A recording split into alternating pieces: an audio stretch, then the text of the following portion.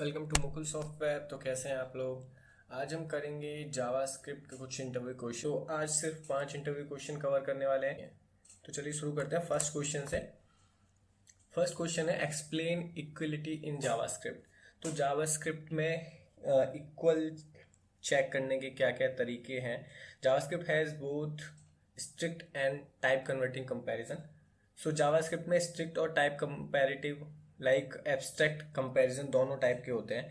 सो आपने देखा होगा जावास्क्रिप्ट में कहीं कहीं ट्रिपल इक्वल लगा होता है, कहीं कहीं डबल इक्वल होता है। तो दोनों में क्या डिफरेंस है मैं वो आपको थोड़ा बता देता हूँ। जैसे अगर एक स्क्रिप्ट लगाते हैं, सो अगर हम क्या करें कि एक वेरिएबल लेते हैं लेट नंबर इक्वल टू 5। तो ये क्या है, ये स्ट्रिंग है, सबको पता है, कोई भी बता सकता है ये स्ट्रिंग वैल्यू है। अगर मैं console कराऊं number equal equal 5,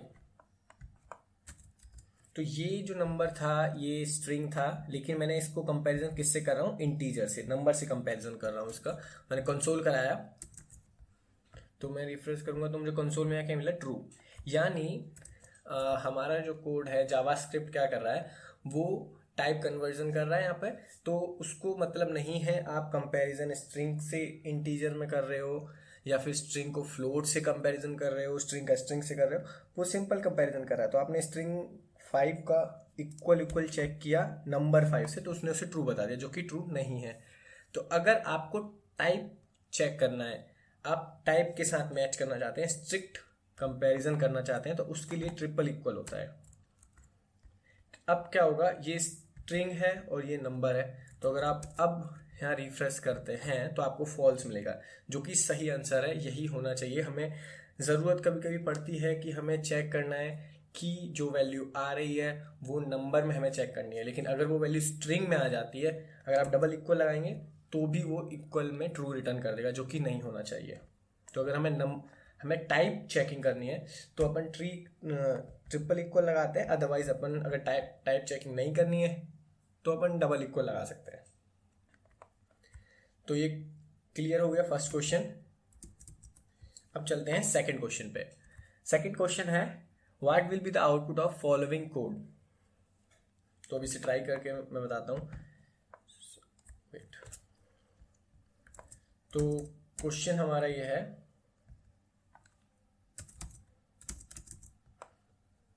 what will the output. तो इफ ब्लैंक स्ट्रिंग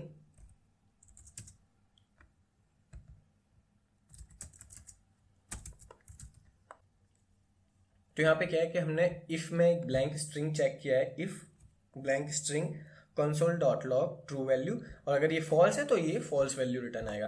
तो अगर हम नॉर्मल तरीके से सोचें कि अगर मैं माना कोई वेरिएबल चेक करूं, उस वेरिएबल में स्ट्रिंग आ जाए ब्लैंक, जैसे अगर इस तरीके से देखें हम, मैंने करा वैल्यू, ठीक है, और मैं यहाँ पे वैल्यू चेक करता हूँ, ठीक है। मैं क्या चेक कर रहा हूँ कि वैल्यू अगर ट्रू हो तो हमारा कुछ भी काम हो जाए, लेकिन मैंने ट्रू वैल्यू कंसोल लगाया है। अगर वो फॉल्स हो तो फॉल्स वैल्यू आ जाए। तो इस केस में क्या है, अगर आपसे सर्वर से कुछ वैल्यू आ रही है और वो ब्लैंक आ रही है, तो आप सोचोगे कि ब्लैंक आ रही तो क्या वैल्यू तो है, तो वो ट्रू होना चाहिए, बट ऐसा नहीं होता है। अगर आपकी स्ट्रिंग ब्लैंक है तो वो एज ए फॉल्स रीड करता है जावास्क्रिप्ट, वो फॉल्स है तो वो एल्स कंडीशन में जाएगा। तो जैसा कि अगर हम यहाँ पे देखें रिफ्रेश करके, फॉल्स वैल्यू, गॉट इट। तो इसका मतलब अगर आप की ब्लैंक स्ट्रिंग आ रही है किसी वेरिएबल में तो वो ट्रू नहीं होगा। अगर आप उस वेरिएबल से चेक कर रहे हैं, जावास्क्रिप्ट ब्लैंक स्ट्रिंग को भी as a false statement check करता है। और अगर यहाँ पे मैं जीरो कर दूं, समटाइम क्या होता है कि सर्वर से कुछ वैल्यूज आ रही हैं और उसमें नंबर जीरो आ रहा है, तो अपन क्या सोचेंगे कि यार वैल्यू तो है, ट्रू होना चाहिए, बट ऐसा नहीं है। जावास्क्रिप्ट जीरो को एज ए फॉल्स रीड करता है। अगर इंटीजर में जीरो होगा तो भी फॉल्स आएगा। तो जीरो हो गया, आपका ब्लैंक स्ट्रिंग हो गया, फॉल्स वैल्यू हो गई, ये सारी एज ए जावास्क्रिप्ट फॉल्स ही स्टेटमेंट यूज करता है, फॉल्स समझता है उसको। तो यही था हमारा क्वेश्चन कि अगर जीरो होगा तब कंसोल नहीं होगा बिकॉज ऑफ ये फॉल्स स्टेटमेंट है, और ब्लैंक स्ट्रिंग होगी तो भी कंसोल नहीं होगा क्योंकि फॉल्स स्टेटमेंट है। तो ये बहुत ज़्यादा पूछे जाने वाला क्वेश्चन है इंटरव्यू में। तो आपको ऐसे वो पूछेंगे कि इफ़ ब्लैंक स्ट्रिंग कंसोल होगा कि नहीं। तो नॉर्मली लोग भाई हमें नहीं पता होता है तो हम तो सोचते हैं ट्रू होगा, तो हम बोल देंगे कंसोल डेमो कोड कंसोल हो जाएगा, जो कि वो कंसोल नहीं होगा क्योंकि value as a false use हो रही है। चलते हैं नेक्स्ट क्वेश्चन की ओर। अगला क्वेश्चन है explain the different between object dot freeze और कॉन्स्ट। तो कॉन्स्टेंट जो कॉन्स्ट जो है वो ES6 में इंट्रोड्यूस हुआ है। कॉन्स्ट यूज होता है कि एज ए कॉन्स्टेंट वैल्यू आपको सेट करनी है, आप उसे दोबारा इनिशियलाइज नहीं कर सकते, उसकी वैल्यू दोबारा सेट नहीं कर सकते, वो रीड ओनली वैल्यू होती है। ऑब्जेक्ट डॉट फ्रीज भी वही करता है, वो भी रीड ओनली वैल्यू बनाता है, बट दोनों में डिफरेंट क्या है कि जैसा कि इसमें मैंने आंसर में लिखा हुआ const applies to bindings variables, it creates an immutable binding, you cannot assign a new value to the binding। so same, आप अगर कोई वैल्यू कॉन्स्ट में कोई ऑब्जेक्ट बनाते हैं, कोई वैल्यू बनाते हैं, तो उसे आप वन टाइम असाइन कर सकते हैं, नेक्स्ट टाइम आप असाइन नहीं कर पाएंगे, वो as a read only value होगा। और ऑब्जेक्ट डॉट फ्रीज में क्या होता है, object dot freeze work on values and more specifically object values it makes an object immutable. So freeze में क्या होता है, फ्रीज में अगर आप एक ऑब्जेक्ट को फ्रीज कर देते हैं तो उस केस में क्या होगा, वो ऑब्जेक्ट रीड ओनली नहीं होगा, उसकी वैल्यूज रीड ओनली होंगी। सिर्फ आप उसकी वैल्यू ऑब्जेक्ट की मैं आपको एग्जांपल के साथ समझाता हूँ। वेट, आपने करा लेट ऑब्जेक्ट, एक ऑब्जेक्ट बनाया नेम मुकुल सॉफ्टवेयर,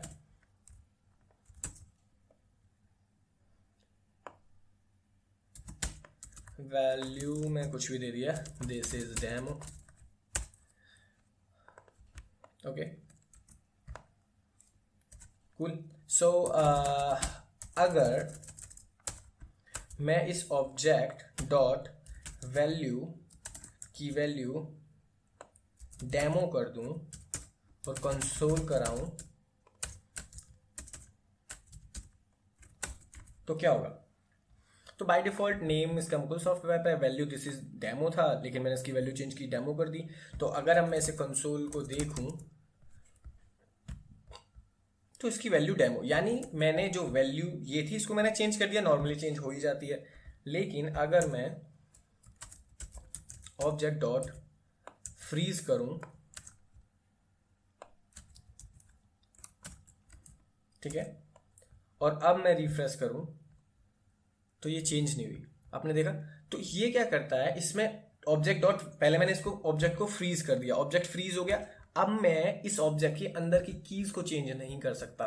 तो मैंने इसकी वैल्यू चेंज भी की यहाँ पे डेमो, लेकिन आप देख रहे हैं यहाँ पे वैल्यू चेंज नहीं हुई, दिस इज डेमो ही लिख के आ रहा है, यानी ऊपर वाली वैल्यू आ रही है, नीचे वाली वैल्यू चेंज नहीं कर पाया मैं।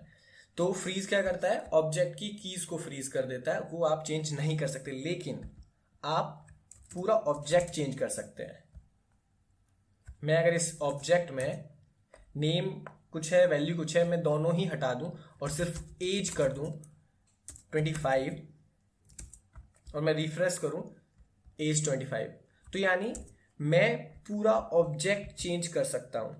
लेकिन अगर मैं उसके जो बना हुआ पहले से ऑब्जेक्ट है उसकी कीज चेंज करना चाहूं तो वो मैं नहीं कर सकता। तो फ्रीज क्या करता है, सिर्फ वैल्यूज पे काम करता है, कीज पे काम करता है, वो पूरे ऑब्जेक्ट पे काम नहीं करता, पूरे ऑब्जेक्ट को चेंज कर सकते हैं। लेकिन कॉन्स्ट में ऐसा नहीं होता है। अगर मैं इसको कॉन्स्ट कर दूं, कॉन्स्टेंट बिल्कुल उल्टा होता है। कॉन्स्टेंट में क्या होता है कि आप उसके की वैल्यू चेंज कर सकते हैं, लेकिन आप कंप्लीट ऑब्जेक्ट को चेंज नहीं कर सकते। जैसे मैं इसमें कंप्लीट ऑब्जेक्ट, जैसे कि मैंने लिख ही दिया था, मैंने इसमें इस ऑब्जेक्ट को, एक कंप्लीट ऑब्जेक्ट को, ये कंप्लीट एक नया ऑब्जेक्ट असाइन किया और मैंने इसे रिफ्रेश किया, तो क्या है, असाइनमेंट टू कांस्टेंट वेरिएबल, यानी आप कांस्टेंट वेरिएबल को कुछ नई वैल्यू असाइन नहीं कर सकते, बिकॉज ऑफ वो रीड ओनली है, ये रीड ओनली है पूरा का पूरा, आप नहीं चेंज कर सकते हो। लेकिन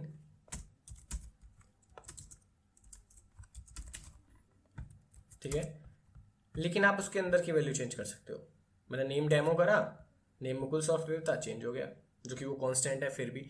यानी कांस्टेंट में क्या है, आप उसके अंदर की वैल्यू चेंज कर सकते हो कीज की, ऑब्जेक्ट की, लेकिन आप उसे नई वैल्यू असाइन नहीं कर सकते हो। आप पूरी नई वैल्यू असाइन नहीं कर पाओगे, आप उसकी कीज की वैल्यू चेंज कर सकते हो। लेकिन फ्रीज में उल्टा होता है, आप उसे नई वैल्यूज असाइन कर सकते हो, कंप्लीट ऑब्जेक्ट नया असाइन कर सकते हो, लेकिन आप उसके कीज की वैल्यू चेंज नहीं कर सकते, क्योंकि ऑब्जेक्ट डॉट फ्रीज उसकी की बाइंडिंग्स को रीड ओनली बना देता है। चलते हैं नेक्स्ट क्वेश्चन की ओर। What will be the output of following code. इसको समझते हैं जरा। हमने एक वेरिएबल एम्प्लॉय लिया, कंपनी एक्स वाई जेड, कोई भी वैल्यू, ठीक है। अब हमने क्या करा, एम्प्लॉय वन, ये एम्प्लॉय था, एक मैंने वेरिएबल बनाया employ one, object dot create employ, ठीक है। तो मैंने एक ऑब्जेक्ट डॉट क्रिएट से एक नया ऑब्जेक्ट क्रिएट किया, इसकी कॉपी, एंड देन डिलीट किया, delete employ one dot company. So what will be the output of console dot log employ one dot company. So इसको अभी ट्राई कर लेते हैं, लेकिन मैंने बस नाम चेंज किया हुआ है, उससे कोई फर्क नहीं है।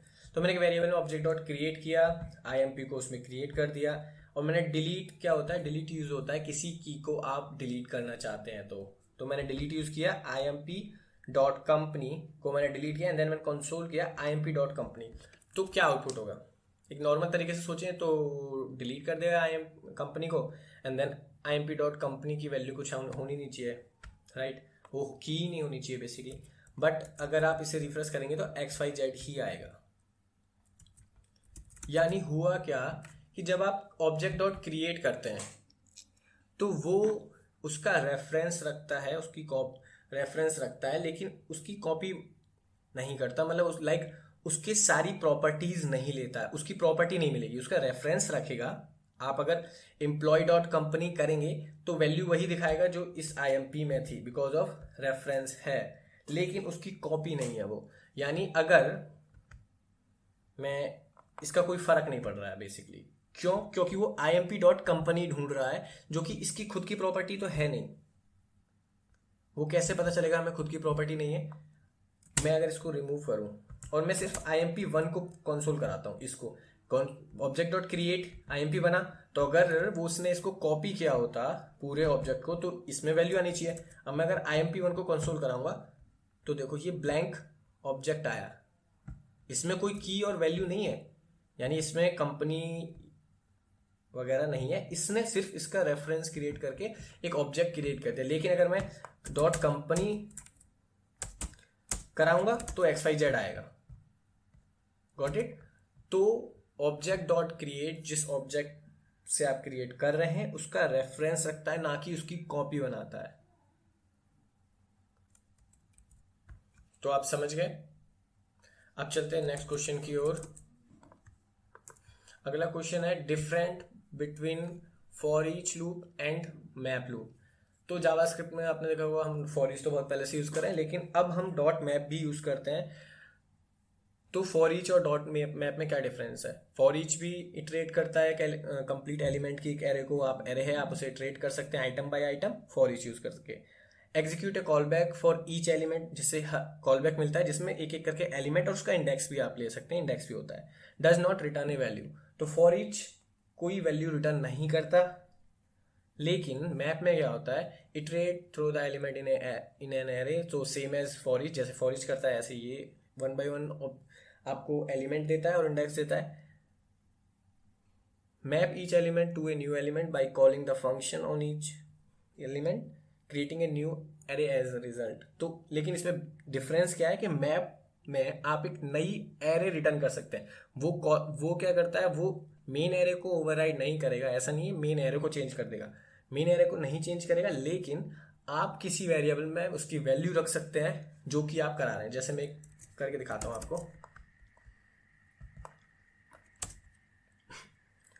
मैं ले लेता हूं एक val equal to 1 2 3, right, got it. अब मैं क्या करता हूं, let result equal to val dot for each function callback item, ठीक है। अब क्या हुआ, 1 by 1 आइटम मिलेगा मेरे को। अगर मैं अब इसमें रिटर्न आइटम इंटू 2 कराऊं और फिर मैं रिजल्ट को कंसोल कराऊं तो कुछ नहीं मिलेगा हमें अनडिफाइंड मिला, because of loop. For each loop क्या करता है, आपको 1 by 1 आइटम देगा। आप अगर इसमें आइटम कंसोल कराओ तो आपको एक एक करके सारे आइटम मिल जाएंगे। यहाँ पे ये मिल गया 1 2 3, लेकिन मैं ये कोई वैल्यू रिटर्न नहीं करता। मैंने इसे रिटर्न कराया तो इस वेरिएबल में होना चाहिए था कुछ, लेकिन हमें नहीं मिला, अनडिफाइंड मिला। इसका मतलब फॉर ईच कोई भी वैल्यू रिटर्न नहीं करता है। ठीक है, ये हो गया फर्स्ट फॉर ईच एग्जाम्पल। इसे मैं कमेंट कर दूं। अब मैं मैप करता हूं, वेल डॉट मैप